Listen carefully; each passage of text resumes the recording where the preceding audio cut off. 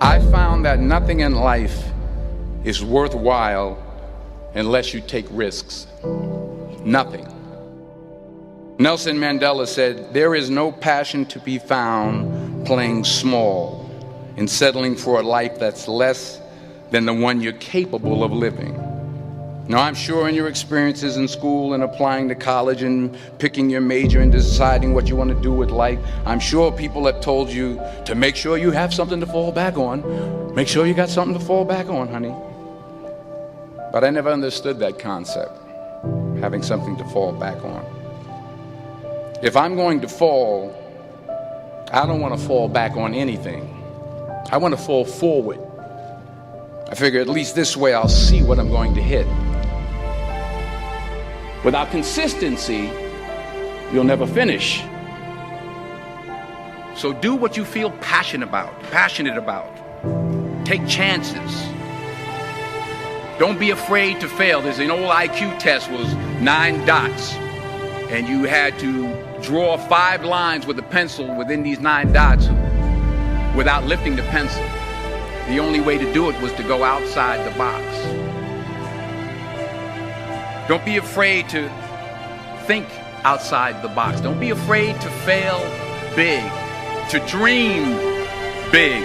But remember, dreams without goals are just dreams.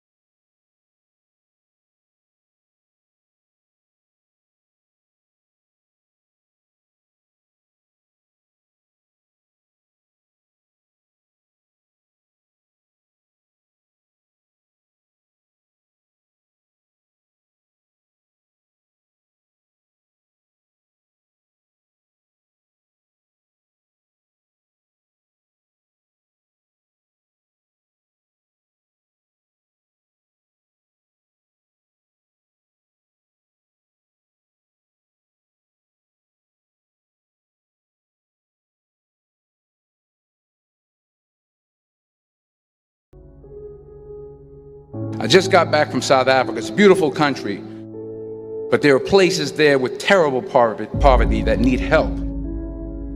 And Africa is just the tip of the iceberg. The Middle East needs your help. Japan needs your help. Alabama needs your help. Tennessee needs your help. Louisiana needs your help. Philadelphia needs your help. The world needs a lot, and we need it from you. We really do. We need it from you young people. I mean, I'm not speaking for the rest of us up here, but I know I'm getting a little grayer. We need it from you, the young people, because remember this. You got to get out there.